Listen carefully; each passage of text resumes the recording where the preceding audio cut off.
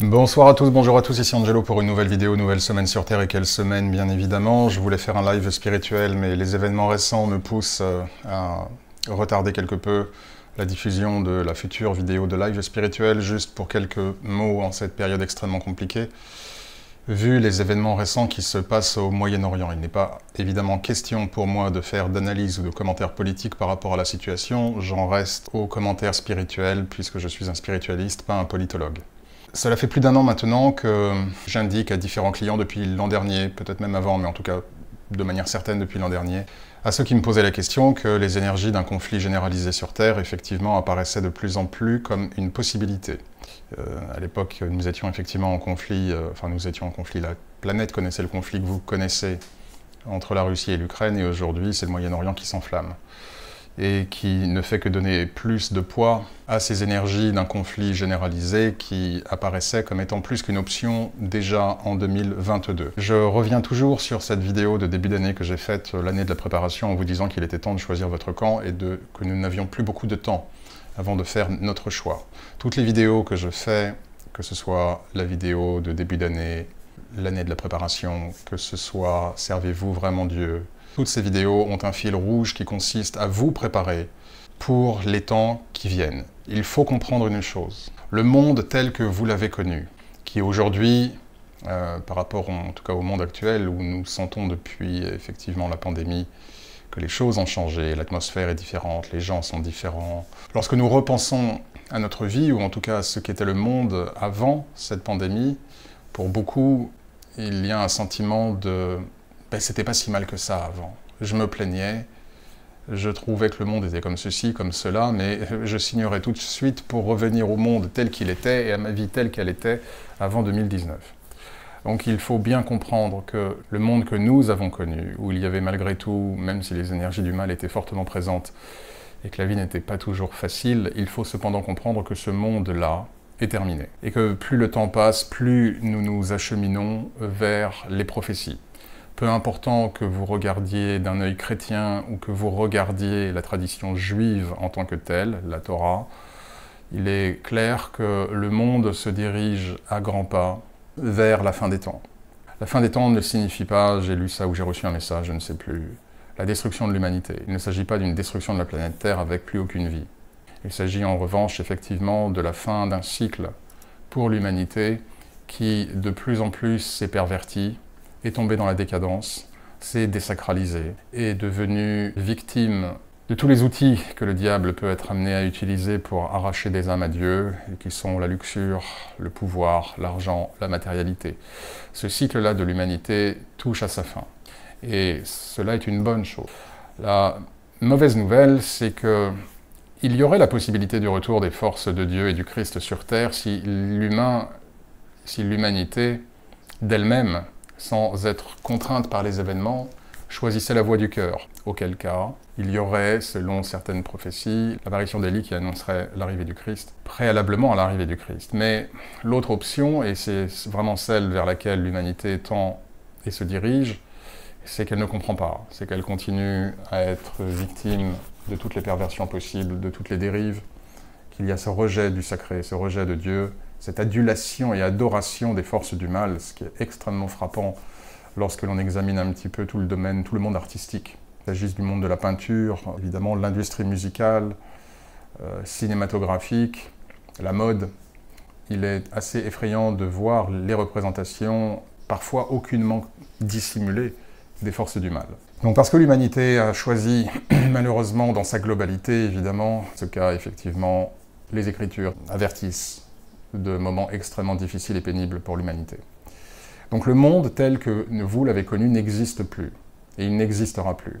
Un monde meilleur arrivera, cependant. Mais avant d'atteindre cette étape du monde meilleur, nous devrons vivre toutes les tribulations qui sont prévues. Les temps sombres qui apparaissent aujourd'hui et qui sont absolument affolants et effrayants vous confortent encore plus dans le choix qui est le vôtre. Car là encore, quelle que soit la tradition religieuse vers laquelle nous nous tournons, il y aura clairement deux camps. Il y aura effectivement ceux qui se sont perdus dans ce monde, et ceux qui, malgré les difficultés de ce monde, auront continué à croire en Dieu et à servir Dieu. à être dans le cœur, à pratiquer la charité, à respecter les lois divines, à être dans l'amour et à être dans la confiance. Qui parle de foi parle de confiance. Donc lorsque j'ai vu ce qui s'est passé ces jours derniers, hier ou avant-hier, au Moyen-Orient, bien évidemment la partie humaine est horrifiée, la partie spirituelle ne se réjouit pas non plus de ce qui se passe, mais sait que ces événements marquent le rapprochement finalement de la libération pour l'ensemble de l'humanité. Alors évidemment, cette libération, comme je l'ai dit, passera par des choses absolument terribles et difficiles pour nous. Mais en même temps, nous ne pouvons pas y échapper. Donc si je ne peux pas changer ce monde, si je n'ai pas le pouvoir ni le contrôle de modifier ce monde, je me dois de faire au mieux par rapport à ce que je peux faire dans ce monde. Et ce que je peux faire dans ce monde se résume à peu de choses. Soit je décide d'avoir peur, soit je décide de vivre ma vie juste en tant qu'être humain, physique. Et auquel cas, effectivement, je suis paniqué. Je regarde les choses d'un point de vue purement matériel. Je pense à ma petite vie en tant que telle que d'un point de vue matériel. Et à partir de ce moment-là, je suis complètement tétanisé, prêt à être endoctriné, propagandé par qui le veut, dans un sens ou dans un autre, mais en tout cas dans le sens qu'il le veut.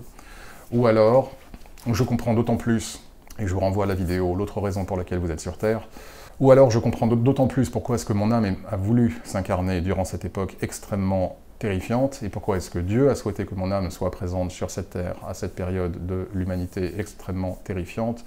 C'est justement pour contrebalancer, d'une part pour me donner le choix, et ce qui effectivement je poursuis mon développement spirituel entamé déjà depuis beaucoup d'incarnations passées pour continuer à me diriger vers la lumière, et donc demeurer fidèle à Dieu, quelles que soient les injonctions du monde, et quels que soient les événements du monde, ou est-ce qu'au contraire, je fais le choix de ce monde par peur, par conformisme, par pleutrerie.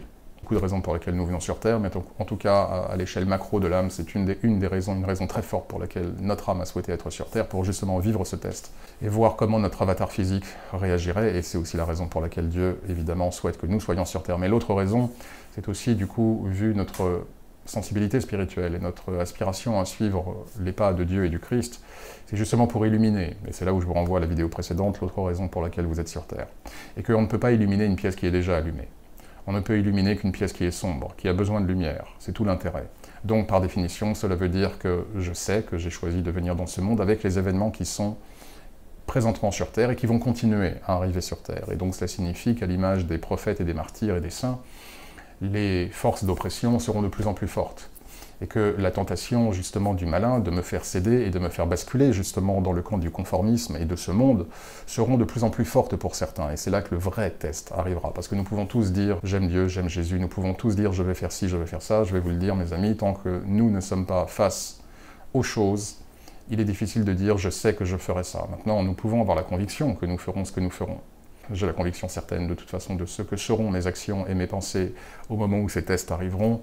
J'ai déjà manifesté ces choix dans les années précédentes, dans les années récentes précédentes, comprenne qui pourra.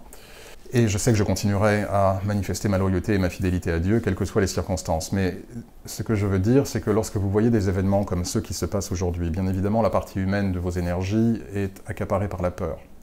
La peur de ce qui va se passer dans le monde, la peur de guerre, la peur de destruction et la peur des répercussions, même dans votre pays, où que vous soyez.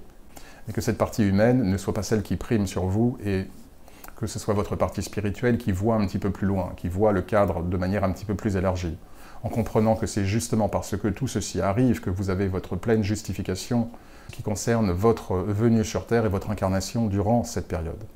Et que de mon côté, lorsque je vois l'état du monde qui bascule de plus en plus dans la désacralisation, dans la violence, dans la perversion, dans la décadence, dans la guerre, plus je vois ce monde s'épaissir de cette manière avec les tentations du diable et toutes ces attaques, plus au contraire je trouve une justification à ma vie.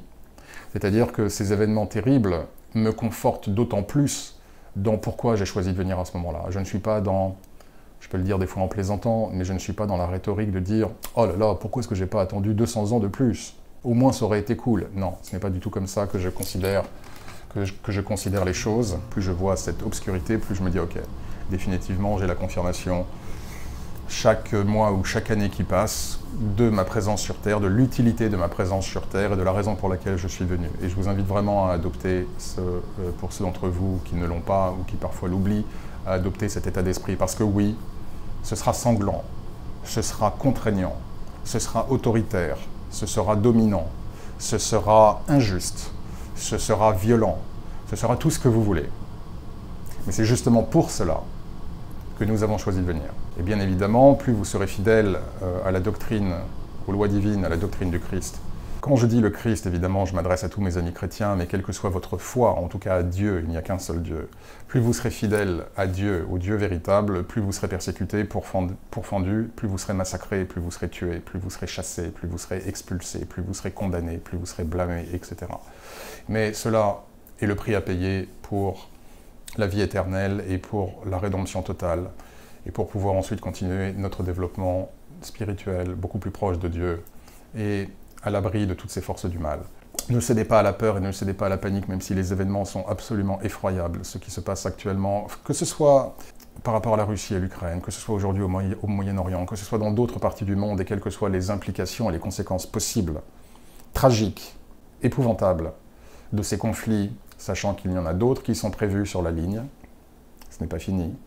Quelles que soient effectivement ces choses, ces événements auxquels vous assistez, que ces événements, plutôt que de vous faire sombrer dans la peur, vous motivent encore plus à trouver une justification de votre vie, la raison pour laquelle vous pouvez compter à votre échelle et à votre niveau, pour être une de ces lumières à la flamme perpétuelle. En fait, le rôle que vous avez est d'être une flamme perpétuelle. Et grâce à la flamme perpétuelle, la pièce n'est pas entièrement obscure ni noire. Donc vous aurez probablement des conflits avec des gens que vous connaissez, parce que chacun prendra ses décisions, et chacun prendra son parti, chacun choisira son camp. Et justement, c'est exactement ce que les forces du mal veulent. Ils veulent créer la division, parce que pendant que vous vous pinaillez le nez sur « non, c'est un tel qui a raison, non, c'est un tel », vous perdez Dieu, vous vous écartez de Dieu, et vous tombez dans le piège du diable des forces de division. Donc je vous invite vraiment, par rapport aux différents conflits qui ont lieu sur Terre aujourd'hui, d'être le plus discret, de prendre le moins parti publiquement, d'en dire le moins possible, et d'éviter tant que faire se peut toute discussion sensible avec famille, amis ou collègues qui ne feront qu'attiser la division. Et cette division contribue à renforcer les forces du mal, contribue à diminuer votre lumière spirituelle et à donner pouvoir aux forces du mal, non seulement sur Terre de manière générale, mais également en vous.